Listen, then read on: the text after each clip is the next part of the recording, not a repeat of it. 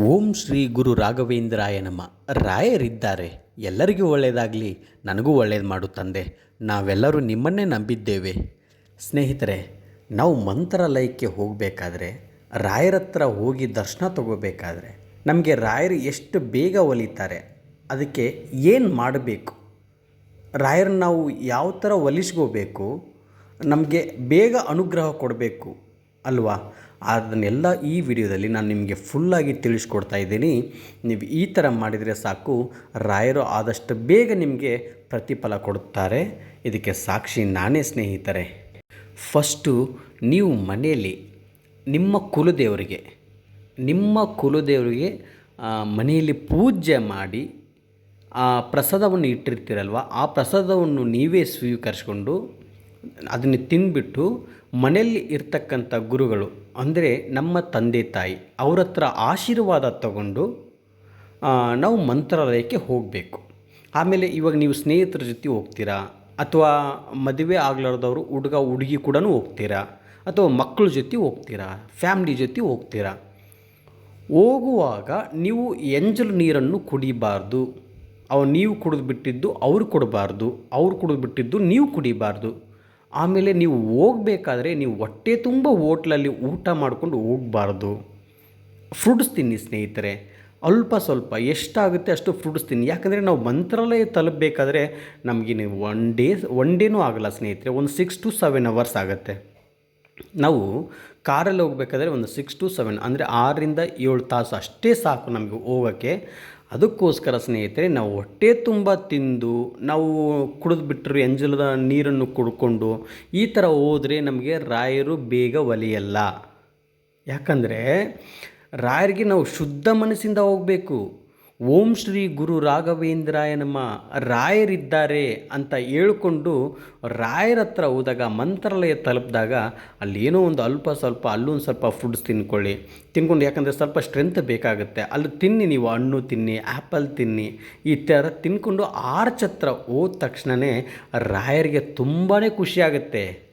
ನನ್ನ ಭಕ್ತ ಬಂದ, ನಾನು ನನ್ನ ಭಕ್ತನ್ನ ಕರೆಸ್ಕೊಂಡೆ ಅಂತ ರಾಯರಿಗೆ ತುಂಬಾ ಖುಷಿಯಾಗುತ್ತೆ. ಅದಕ್ಕೆ ನೀವು ಹೋದಾಗ ನೀವು ಖಾಲಿ ಹೊಟ್ಟೆ ಇರುತ್ತೆ, ಖಾಲಿ ಹೊಟ್ಟೆ ಇದ್ದಾಗ ರಾಯರ ಹತ್ರ ನಿಂತ್ಕೊಂಡು ನೀವೇನು ಕೇಳ್ಕೊತೀರ ಖಂಡಿತ ಪ್ರತಿಫಲ ಕೊಡುತ್ತಾರೆ ರಾಯರು. ನೀವು ಅಲ್ಲಿ ಹೋಗಿ ನನಗೆ ಅಷ್ಟೊಂದು ಪ್ರಾಬ್ಲಮ್ ಇತ್ತು, ನನಗೆ ಅವ್ರಿಗೆ ಅದನ್ನು ಕೊಟ್ಟಿದ್ದೆ, ನನಗೆ ಇದು ಬೇಕು, ಒಂದು ಬೆಂಗಳೂರಲ್ಲಿ ಒಂದು ಅಂತಸ್ತಿನ ಮನೆ, ದೊಡ್ಡ ಫ್ಲೋರಿನ ಮನೆ ಬೇಕು, ಇದು ಕಾರ್ ಬೇಕು, ಇವೆಲ್ಲ ಬೇಡ. ರಾಯರ ಹತ್ರ ಕೇಳ್ಕೊಳ್ಳಿ, ರಾಯರ ನನಗೆ ತುಂಬ ಕಷ್ಟ ಕೊಡ್ತಾ ಇದೆಯಪ್ಪ, ಆ ಕಷ್ಟಕ್ಕೆ ದಾರಿ ಕೊಡು, ದಾರಿ ನನಗೆ ತೋರಿಸು, ಆ ಕಷ್ಟ ಈ ಎದುರಿಸೋ ಶಕ್ತಿ ಒಂದು ಕೊಡು, ನನಗೆ ಆ ಎದುರಿಸೋ ಶಕ್ತಿ ಕೊಟ್ಟರೆ ನಾನು ಹೋಗ್ತೀನಿ ಅಂತ ರಾಯರ ಹತ್ರ ಕೇಳ್ಕೊಳ್ಳಿ. ಆ ಎದುರಿಸೋ ಶಕ್ತಿನೂ ರಾಯರು ಕೊಡುತ್ತಾರೆ. ನನಗೆ ನಿಮ್ಮ ಕಣ್ಣಿನ ನೋಟ, ನಿಮ್ಮ ಕಣ್ಣಿನ ದೃಷ್ಟಿ ಒಂದೇ ಒಂದು ಸಲ ನನ್ನ ಮೇಲೆ ಆಡಿಸಿ ನನ್ನಪ್ಪನೆ ಅಂತ ರಾಯರ ಹತ್ರ ಕೇಳ್ಕೊಳ್ಳಿ. ರಾಯರಿಗೆ ರಾಗಪ್ಪ ಅಂದರೆ ತುಂಬಾ ಖುಷಿಯಾಗುತ್ತೆ. ಅದಕ್ಕೆ ಸ್ನೇಹಿತರೆ, ನೀವು ರಾಯರ ಹತ್ರ ಕೇಳಿಕೊಂಡು ಅಲ್ಲೇ ಹೆಜ್ಜೆ ನಮಸ್ಕಾರ ಆಗ್ತಾರೆ. ಆ ರಾಯರ ಹತ್ರ ಬೃಂದಾವನ ಸುತ್ತಿ ನೀವು ರಾಯರ ಹತ್ರ ಕೇಳ್ಕೊಳ್ಳಿ, ಎಷ್ಟಾಗುತ್ತೆ ಅಷ್ಟು ಸಾಧ್ಯವಾದಷ್ಟು ಸುತ್ತಿ. ವಯಸ್ಸಾದವರು ಹೋಗ್ತಾ ಇರ್ತೀರ, ಗುರುಗಳು, ನನ್ನ ಸ್ನೇಹಿತರು, ನನ್ನ ಅಕ್ಕ ತಂಗಿಯಂದಿರು, ನನ್ನ ಬಂಧು ಬಳಗರು ಎಲ್ಲರೂ ಹೋಗ್ತಾ ಇರ್ತೀರ. ಈ ಥರ ಕೇಳ್ಕೊಳ್ಳಿ, ಬೇಗ ರಾಯರು ನಿಮಗೆ ಒಲಿತಾರೆ.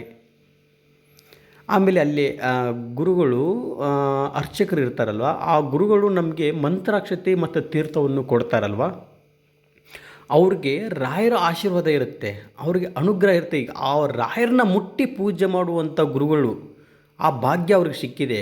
ಕೋಟಿ ಕೋಟಿ ಪುಣ್ಯ ಮಾಡಿರಬೇಕು ರಾಯರನ್ನ ಮುಟ್ಟಿ ನಾವು ಪೂಜೆ ಮಾಡೋಕ್ಕೆ ಅಂತ. ನಮ್ಮ ಅರ್ಚಕರು, ನಮ್ಮ ಗುರುಗಳಾದಂಥವರು ಅವ್ರ ಹತ್ರ, ಯಾಕಂದರೆ ರಾಯರು ಬಂದು ನಮಗೆ ಕೊಡೋಕ್ಕಾಗಲ್ಲ ಮಂತ್ರಾಕ್ಷತೆಯನ್ನು, ತೀರ್ಥವನ್ನು. ರಾಯರು ಯಾಕಂದರೆ ಅವರು ದೇವ್ರಿಗೋಸ್ಕರ ಜಪಕ್ಕೆ ಕೂತ್ಕೊಂಡಿರ್ತಾರೆ ಅಲ್ವಾ? ಅದಕ್ಕೋಸ್ಕರ ಸ್ನೇಹಿತರೆ, ಆ ಮಂತ್ರಾಕ್ಷತೆ ಮೇಲೆ ಮತ್ತು ತೀರ್ಥದ ಮೇಲೆ ರಾಯರ ಕಣ್ಣಿನ ದೃಷ್ಟಿ ಅದರ ಮೇಲೆ ಬಿದ್ದಿರುತ್ತೆ. ಅದಕ್ಕೆ ನಮಗೆ ಅಲ್ಲಿರ್ತಕ್ಕಂಥ ಅರ್ಚಕರು ಕೊಡ್ತಾರೆ. ನಾವು ಅದನ್ನು ಒಂದು 4 ಕಾಳು ಬಾಯಲ್ಲಿ ಹಾಕ್ಕೊಂಡು ಇನ್ನೊಂದು 4 ಕಾಳು ತಲೆ ಮೇಲೆ ಹಾಕ್ಕೊಂಡ್ರೆ ನಮ್ಮಲ್ಲಿರ್ತಕ್ಕಂಥ ಯಾವುದೇ ಕಾಯಿಲೆ ಆಗಲಿ ಎಲ್ಲ ಭಸ್ಮವಾಗೋಗುತ್ತೆ. ನಾವು ಏನು ತೀರ್ಥವನ್ನು ತೊಗೊತೀವಿ, ಒಳಗಡೆ ಇರ್ತಕ್ಕಂಥ ಕಾಯಿಲೆ ಆಗಲಿ ಏನಾಗಲಿ ಎಲ್ಲ ಅಲ್ಲಿಗೆ ಮುಕ್ತಿ ಆಗುತ್ತೆ ಕಾಯಿಲೆ ಇದ್ದಿದ್ದು. ಅದಕ್ಕೆ ರಾಯರು ಹೇಳಿದ್ದಾರೆ ನೋಡಿ ಸ್ನೇಹಿತರೆ, ರಾಯರ ಗುರುಗಳು ಆವಾಗ ಕೇಳಿದ್ದು ಅಂದರೆ ನಾನು ಕೇಳ್ಪಟ್ಟಿದ್ದೀನಿ, ಓದಿದ್ದೀನಿ, ಅಲ್ಪ ಸ್ವಲ್ಪ ರಾಯರ ಬಗ್ಗೆ ತಿಳ್ಕೊಂಡಿದ್ದೀನಿ ಅವ್ರ ಪವಾಡಗಳನ್ನು. ರಾಯರಿಕಿನ ಗುರುಗಳು ಅಂದರೆ ಶ್ರೀನಿವಾಸ ದೇವ್ರ ಹತ್ರ ಶ್ರೀನಿವಾಸ ದೇವರು ಹೇಳಿದ್ದಾರಂತೆ ರಾಯರಿಗೆ, ನಾನು ಹೋಗ್ತಾ ಇದ್ದೀನಿ ಬರ್ತೀಯಾ ಅಂತ ರಾಯರಿಗೆ ಕೇಳಿದ್ದಾರೆ. ನನ್ನ ಮನೆ ಅಲ್ಲಿದೆ, ನನ್ನ ಜಾಗ ಅಲ್ಲಿದೆ, ಬರ್ತೀಯಾ ಅಂತ ಕೇಳಿದ್ದಕ್ಕೆ ಇವ್ರನ್ನೆಲ್ಲ ಬಿಟ್ಟು ನಾನು ಹೆಂಗೆ ಬರಲಿ ಅಂತ ನಮ್ಮ ರಾಯರು ಹೇಳಿದ್ದಾರೆ. ಅವ್ರನ್ನ ಯಾಕೆ ನೀ ಅಷ್ಟು ಹಚ್ಕೊಂಡಿದ್ದೀಯಾ? ಅವರು ಯಾಕಂದರೆ ಭಕ್ತರು ಓಕೆ ಬಂದುಬಿಡು ನಾನು ಹೋಗ್ತಾ ಇದ್ದೀನಿ ಬರ್ತೀಯ ಅಂತ ಕೇಳಿದಕ್ಕೆ ಇವ್ರನ್ನೆಲ್ಲ ಬಿಟ್ಟು ಬರಲ್ಲ, ಇವ್ರು ನನಗೋಸ್ಕರ ಪ್ರಾಣನೇ ಒತ್ತಿ ಇಟ್ಟಿದ್ದಾರಂತ ನಾನು ನಿಮ್ಮನ್ನ ಹೆಸರನ್ನು ಹೇಳ್ಕೊಂಡು ಅವರು ನನ್ನ ಓಂ ಶ್ರೀ ಗುರು ರಾಘವೇಂದ್ರಾಯ ನಮ್ಮ ರಾಯರಿದ್ದಾರೆ ಅಂತ ಹೆಂಗೆ ನಾವು ಹೇಳ್ತೀವಲ್ವ, ಅದೇ ಥರನೇ ಭಕ್ತಿಯಿಂದನೇ ಹೇಳಿಸ್ಬಿಟ್ಟು ಎಲ್ಲರನ್ನೂ ನಾನು ಕರ್ಕೊಂಬರ್ತೀನಿ ಅಂತ ರಾಯರಿದ್ದಾರೆ. ಇವತ್ತಿಗೂ ಬೃಂದಾವನದಲ್ಲಿ ಜೀವಂತವಾಗಿದ್ದಾರೆ ರಾಯರು. ಅವ್ರು ಹೇಳ್ತಾ ಇದ್ದಾರೆ, ನಾವು ಮತ್ತೊಳ್ಳೆ ಅದೇ ಕೆಲಸ ಅದೇ ಥರ ಮಾಡ್ತೀವಿ, ಹಂಗೆ ಇರ್ತೀವಿ. 1 ಜನ್ಮ ಹೋಯ್ತು, 2 ಜನ್ಮ ಹೋಯ್ತು, 3 ತಲೆ ಹೋಯ್ತು, 4ನೇ ತಲೆ. ರಾಯರು ಇವತ್ತಿಗೆ ಹೇಳ್ತಾ ಇದ್ದೀನಿ ಸ್ನೇಹಿತರೆ, ನಾವು ಎಲ್ಲರೂ ರಾಯರನ್ನ ನೆನೆಸ್ಕೊಂಡು ಓಂ ಶ್ರೀ ಗುರು ರಾಘವೇಂದ್ರಾಯ ನಮ್ಮ ರಾಯರಿದ್ದಾರೆ ಅಂತ ಹೇಳ್ಕೊಂಡು ದೇವ್ರ ಹೆಸರನ್ನು ಹೇಳ್ಕೊಂಡು ಆಮೇಲೆ ನಾವು ಹೋಗ್ತೀವಿ. ಅಲ್ಲಿವರೆಗೂ ರಾಯರು ಜಪಕ್ಕೋಸ್ಕರ ದೇವ್ರಿಗೋಸ್ಕರನೇ ಕೂತ್ಕೊಂಡಿದ್ದಾರೆ. ಇವತ್ತಿಗೂ ಬೃಂದಾವನದಲ್ಲಿ ಜೀವಂತವಾಗಿದ್ದಾರೆ ರಾಯರದು ಅವ್ರ ಶರೀರ ಏನೂ ಆಗಿಲ್ಲ. ಅವರು ಯಾವ ಥರ ಕೂತ್ಕೊಂಡಿದ್ದಾರೆ, ಯಾವ ಥರ ಕೈಯಲ್ಲಿ ಅವ್ರನ್ನ ಓಂ ಶ್ರೀ ಗುರು ರಾಘವೇಂದ್ರಾಯನಂ ಅಂತ ನಾವು ಹೇಳ್ತಿರ್ತೀವಿ, ಅವರು ದೇವ್ರಿಗೋಸ್ಕರ ಜಪಕ್ಕೆ ಕೂತ್ಕೊಂಡಿದ್ದಾರೆ ಅಂತ ಹೇಳ್ತೀವಿ. ಆ ಜಪ ಮಾಡಿಕೊಂಡು ನಮಗೋಸ್ಕರ ಭಕ್ತರಿಗೋಸ್ಕರ ಇವತ್ತಿಗೂ ಬೃಂದಾವನದಲ್ಲಿ ಜೀವಂತವಾಗಿದ್ದಾರೆ. ಅದಕ್ಕೆ ಸ್ನೇಹಿತರೆ, ಎಲ್ಲ ದೇವರು ಇಲ್ಲ ಅಂತ ಹೇಳ್ತಾ ಇಲ್ಲ, ಎಲ್ಲ ದೇವ್ರಿಗಿನ್ನ ಬೇಗ ಒಲಿಯೋರಂದರೆ ನಮ್ಮ ರಾಯರು. ಇಷ್ಟೆಲ್ಲ ಹೇಳ್ಕೊಂಡು ಬಂದು ರಾಯರ ಹತ್ರ ಕೇಳಿಕೊಂಡು ನಿಮಗೇನು ನನಗೆ ಎದುರಿಸೋ ಶಕ್ತಿ ಕೊಡು ನನ್ನಪ್ಪನೇ ಅಂತ ಕೇಳಿಕೊಂಡು ಹೊರಗಡೆ ಬಂದು ನೀವು ಊಟ ಮಾಡಿ ಹೊಟ್ಟೆ ತುಂಬ ತಿನ್ಕೊಂಡು ಬನ್ನಿ.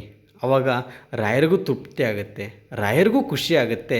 ರಾಯರಿದ್ದಾರೆ ಸ್ನೇಹಿತರೆ, ಯಾಕಂದರೆ ರಾಯರ ಪವಾಡ ನನಗೆ ತುಂಬಾ ಮಾಡಿದ್ದಾರೆ. ನಾನು ಪ್ರತಿ ದಿನವೂ ರಾಯರ ಬಗ್ಗೆನೇ ಅಪ್ಡೇಟ್ ಮಾಡ್ತಾಯಿರ್ತೀನಿ, ರಾಯರ ಬಗ್ಗೆನೇ ಹೇಳ್ತಾ ಇರ್ತೀನಿ. ನನ್ನ ಉಸಿರು ಇರುವವರೆಗೂ ರಾಯರನ್ನೇ ನಾನು ನೆನೆಸ್ತಾ ಇರ್ತೀನಿ ಸ್ನೇಹಿತರೆ. ನೀವು ಅಷ್ಟೇ ರಾಯರನ್ನ ನೆನೆಸ್ಕೊಳ್ಳಿ, ರಾಯರನ್ನ ಕೇಳ್ಕೊಳ್ಳಿ. ರಾಯರ ಹತ್ರ ಖಂಡಿತ ನಿಮಗೆ ಪ್ರತಿಫಲ ಸಿಗುತ್ತೆ. ಎದುರಿಸೋ ಶಕ್ತಿ ಕೊಟ್ಟೇ ಕೊಡುತ್ತಾರೆ ರಾಯರು. ಯಾಕಂದರೆ ಅದಕ್ಕೆ ಸಾಕ್ಷಿ ನಾನಿದ್ದೀನಿ. ನನಗೆ ತುಂಬಾ ಪವಾಡ ಮಾಡಿದ್ದಾರೆ. ಇದೇ ಥರ ರಾಯರ ಬಗ್ಗೆ ವಿಡಿಯೋವನ್ನು ಅಪ್ಲೋಡ್ ಮಾಡ್ತಾ ಇರ್ತೀನಿ ಸ್ನೇಹಿತರೆ.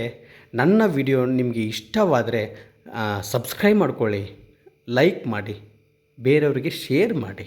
ಯಾಕಂದರೆ ನಮಗೊಬ್ಬರಿಗೆ ಒಳ್ಳೆಯದಾಗೋದು ಬೇಡ, ಅವ್ರಿಗೂ ಒಳ್ಳೆಯದಾಗಲಿ ಅಲ್ವಾ. ಅದಕ್ಕೆ ಸ್ನೇಹಿತರೆ, ಓಂ ಶ್ರೀ ಗುರು ರಾಘವೇಂದ್ರಾಯ ನಮ್ಮ ರಾಯರಿದ್ದಾರೆ. ಪ್ರತಿ ದಿನವೂ ನಾವು ಎದ್ದ ತಕ್ಷಣವೇ ರಾಯರಿದ್ದಾರೆ ಅಂತ ಒಂದು ಹೆಜ್ಜೆ ಮುಂದಾಕಿದರೆ ನಮ್ಮ ಹಿಂದ್ಗಡೆ ಬ್ಯಾಕ್ ಬೋನ್ ಆಗಿ ನಿಂತ್ಕೊಂಡಿರ್ತಾರೆ. ಏನೇ ನಮಗೆ ತೊಂದರೆ ಬಂದರೂ ರಾಯರು ನಮಗೆ ಕಾಪಾಡ್ತಾರೆ ಸ್ನೇಹಿತರೆ. ಅದಕ್ಕೋಸ್ಕರ ಹೇಳ್ತಾ ಇದ್ದೀನಿ, ಈ ಥರ ಮಾಡೋದ್ರಿಂದ ನಿಮಗೆ ಬೇಗ ರಾಯರು ಒಲಿತಾರೆ. ಓಂ ಶ್ರೀ ಗುರು ರಾಘವೇಂದ್ರಾಯ ನಮ. ರಾಯರಿದ್ದಾರೆ. ಎಲ್ಲರಿಗೂ ಒಳ್ಳೆಯದಾಗಲಿ.